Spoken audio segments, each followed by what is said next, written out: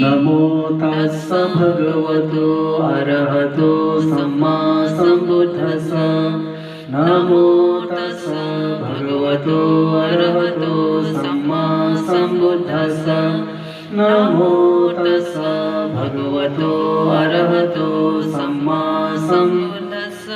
सच्च विभंग सुत्तम्।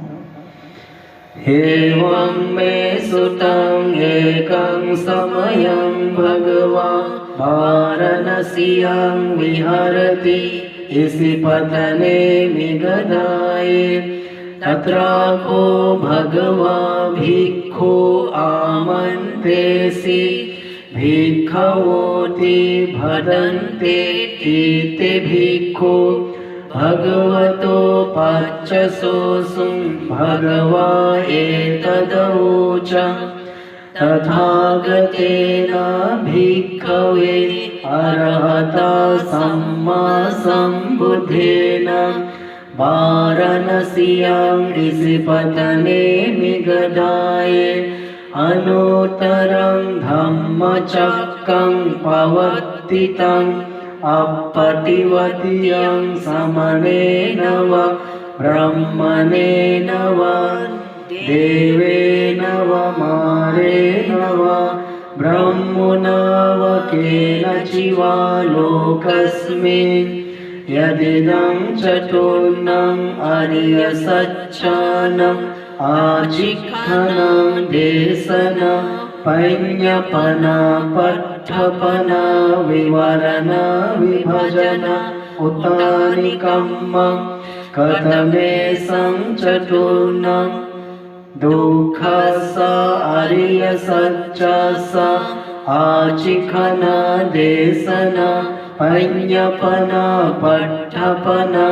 विवरणा विभजना उतानिकम्मं दुःख समुदयस्य आर्यसत्यास्य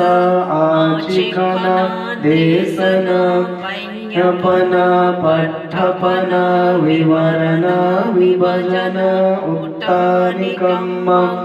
दुःखनिरोधस्य आर्यसत्यास्य आजिह्वना देशना पैञ्जपना पट्ठपना विवरणा विभजना उतानिकम्मं दुःखनिरोधगामिनीया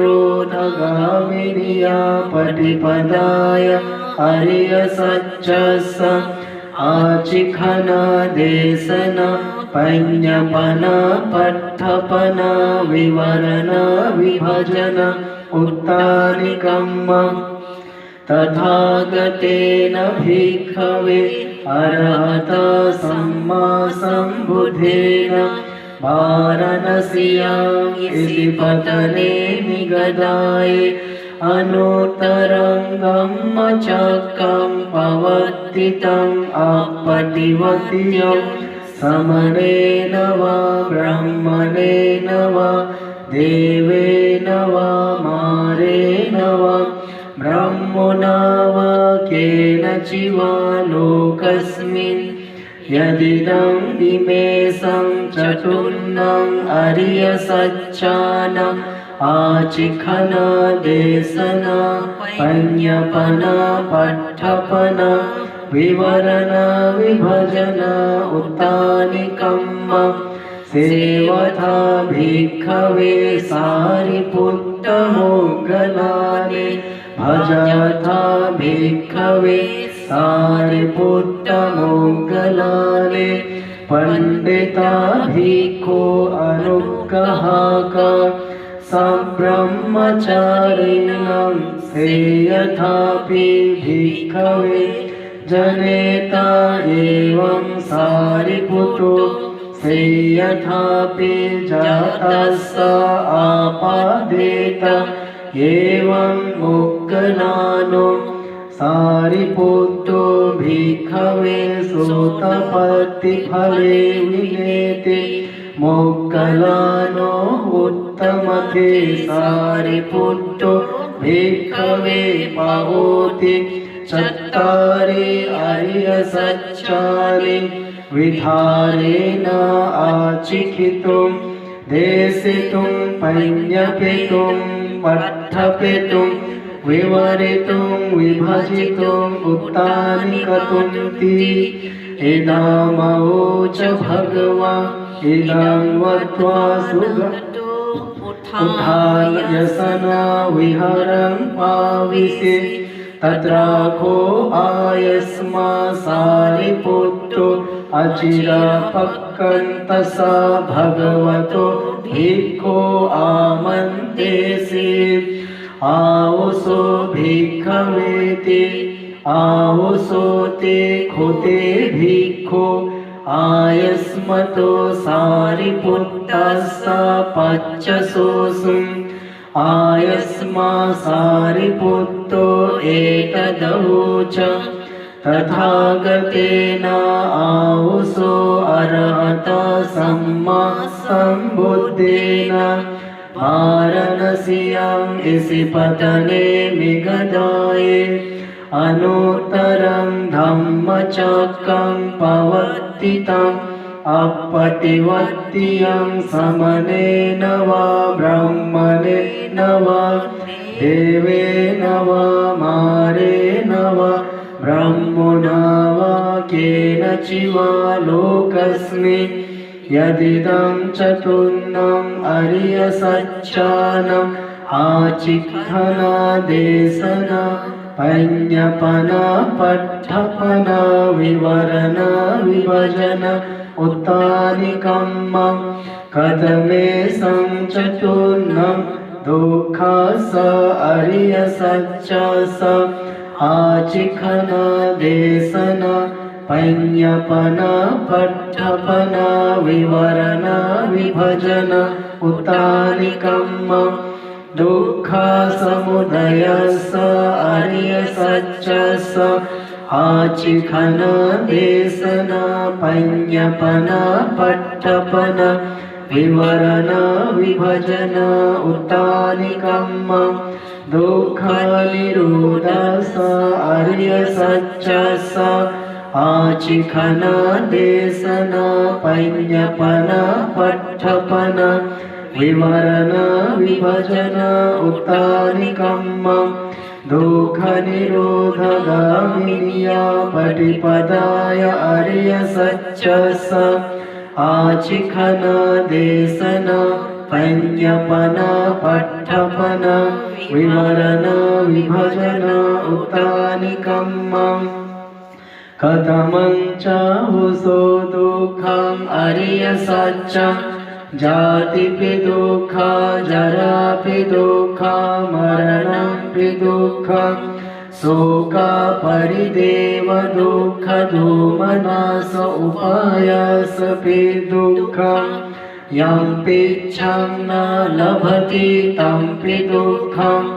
संक्षिप्तेन पञ्चुपदानखण्ड दुःखं कथमाचाहुसो जाति याते संतेषं सत्तानं तं मे सत्तानिकाये जाति संजाते उक्कन्ते अभिलिप्यति खण्डानं पातु भवो आयतनानं पटिलाभो अयम् उच्यतौसो जाति कथमाचाहुसो जरा याते संतेषं सत्तानं तं मे सत्तनिकाये जराजिरनत खन्ति च पारि च वलितचक्र आयुनो संहानि इन्द्रियाणां परिपक्वो अयम् उच्यतौसो जरा कथमाचाहुसो मरणं याते संतेषं सत्तानं तं सत्तानिकाय ज्योतिचवनता भेदो अन्तर्धनं मच्चुमरणं कालं किर्याखण्डानं भेदो कलेवरसा निक्षेपो जीवितेन्द्रियसुपाच्छेदो इदं उच्यताहुसो मरणं कथमोचाहुसो शोको योगो आवसो अन्यतरन्यतरेण व्यासनेन समन्वगतस्स अन्यतरन्यतरेण दुःखधम्मेन पुट्टस शोको शोचन शोचितत्तम् अन्तुशोको अन्तुपरिशोको अयं उच्यतवसो शोको कथमो चावसो परिदेवो योगो आवसो अन्यतरन्यतरेण व्यासनेन समन्वगतस्स अन्यतरन्यतरेण दुःखधम्मेन पुट्टस आदेवो परिदेवो आदेवन परिदेवन आदेवितत्तं परिदेवितत्तम् अयं उच्यतावसो परिदेवो कथमं चावसो दुःखम् को आवसो कायिकं दुःखं कायिकम् असतं कायसम्पसज्जं दुःखम् असतं वेदयितम् इदम् उच्यतावसो दुःखम् कथमं चावसो दुमनसं यं को आवसो चेतसिकं दुःखं चेतसिकं असतं मनोसम्पसज्जं दुःखम् असतं वेदयितम् इदम् उच्यतावसो दुमनसं कथमो चावसो उपायासो योगो आवसो अन्यतरन्यतरेण व्यासनेन समन्वगतस्स अन्यतरन्यतरेण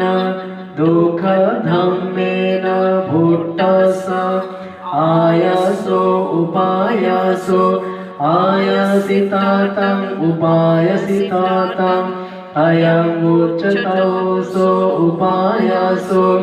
कथमं चावसो यं पिच्छं न लभति तंपि दुःखम् जाति धम्मानाम् आवसो सट्टानाम् एवम् इच्छा उपज्जति अहोवतामयं न जाति धम्म असम न च वातनो जाति आगच्छति नाखोपनेतम् इच्छाया पट्टभम् इदं पेयं पिच्छं न लभति तंपि दुःखम् जराधम्मानाम् आवसो सत्तानाम् एवम् इच्छा उपज्जति अहोवतमयं न जराधम्म असम न च वतानु जरा आगच्छति नाखोपनेतम् इच्छाया पट्टभम् इदं पेयं पिच्छं न लभति तंपि दुःखम् व्याधिधम्मानाम् आवसो सत्तानाम् एवम् इच्छा उपज्जति अहोवतामयं न व्याधिधम्म असम न च वतानो व्याधि आगच्छति नाखोपनेतम् इच्छाया पट्टभम् इदं पेयं पिच्छं न लभति तंपि दुःखम् मरणधम्मानाम् आवसो सट्टानाम् एवम् इच्छा उपज्जति वतामयं न मरणधम्म असम न च वातनो मरणम् आगच्छति नाखोपनेतम् इच्छाया पट्टभम् इदं पेयं पिच्छं न लभति तंपि दुःखम् शोकपरिदेव दुःखदोमनसोपायासधम्मानाम् आवसो सत्तानाम् एवम् इच्छा उपज्जति अहोवतामयं न शोकपरिदेव दुःखदोमनसोपायासधम्म असम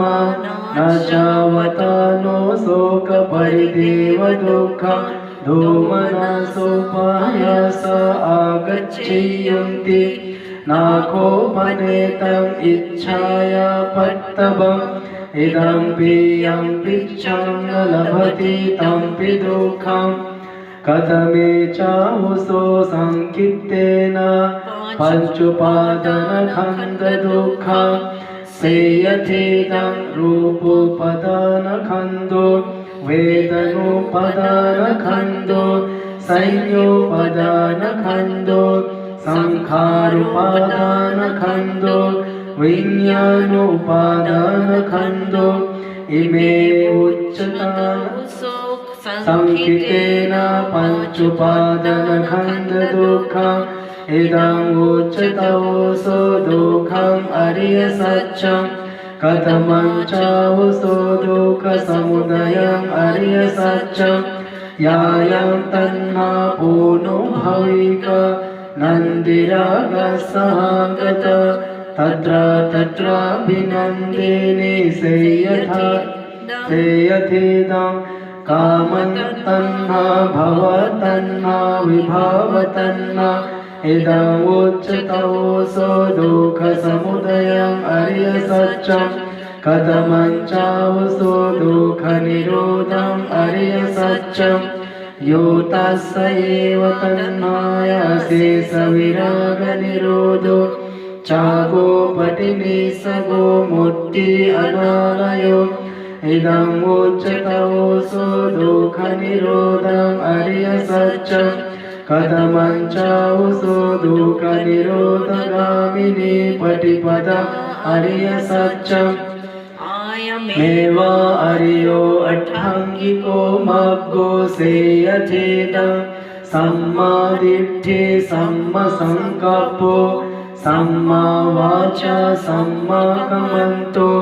सम्मा आजीवो सम्मा वायमो सम्मा सति सम्मा समाधि कथमा चाहुसो सम्मादिष्ठि यांको आहुसो दुःखे ज्ञानम् दुःखसमुदये ज्ञानम् दुःखनिरोधे ज्ञानम् दुःखनिरोधगामिनी पटिपदाय ज्ञानम् अयम् उच्यताहुसो सम्मादिष्ठि कथमोचाहुसो सम्मासङ्कल्पो नेकम्मसङ्कल्पो अव्यपादसङ्कल्पो अविहिंसासङ्कल्पो अयम् उच्यतोऽसो सम्मासङ्कल्पो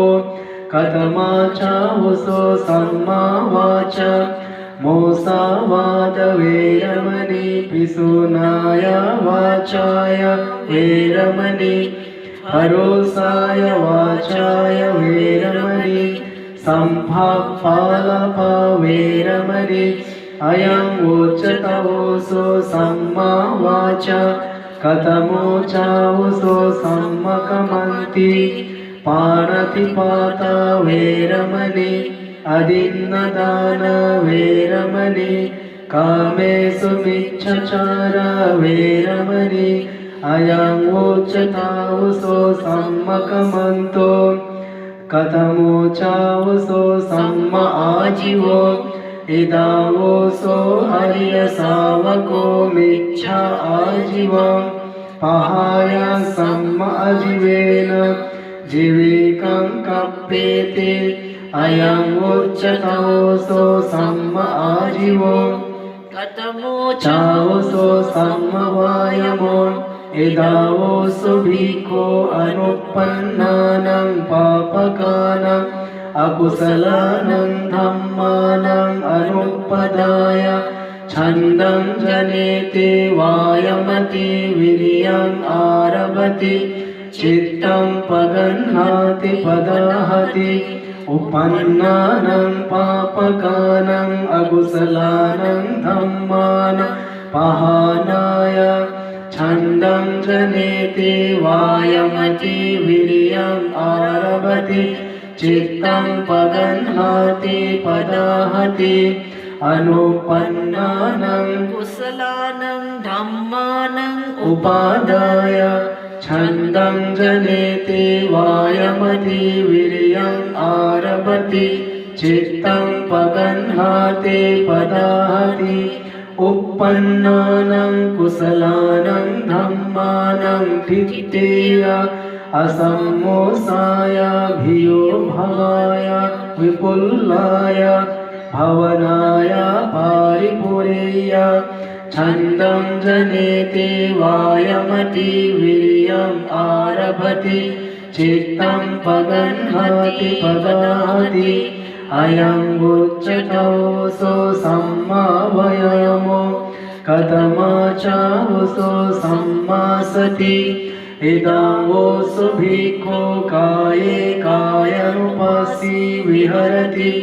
आतापि सम्पजानो सतिमा विनेय लोके अभिजधूमनासं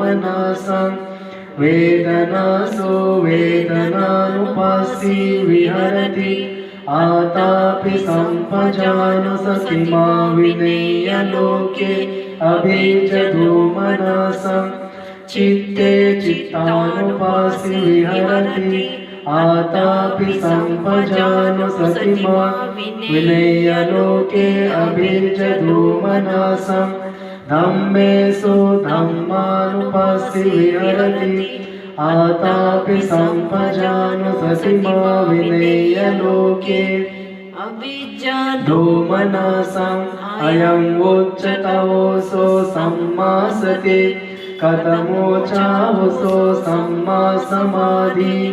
इदमोऽसु भिक्खो विविच्येव कामेहि विविच अकुशलेहि धम्मेः सवेतकं सविचारं विवेकाजं पेति सुखं पठमं जानम् उपसम्पज विहरति वितक्का विचरणम् उपासना अजातं सम्पसाधनं चेतासो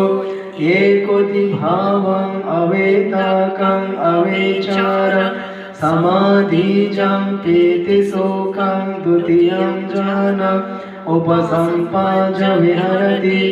प्रीतिया च विरागा उपेक्षा को च विहरति सतो च सम्पजानो सुखं च कायेन पतिसंवेदिते यन्तं अरिया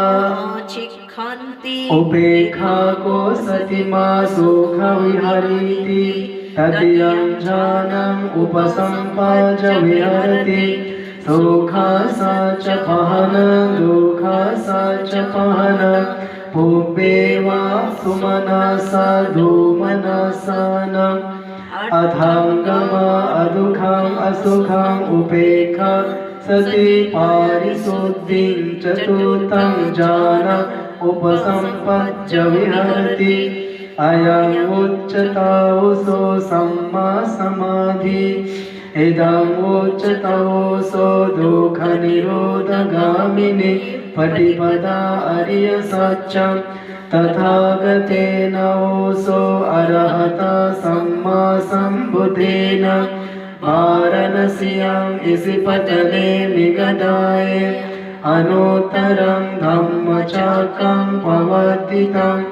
अपटिवातियं समनेन वा ब्राह्मणेन वा देवेन वा मारेण वा ब्रह्मणा वा केनचिवा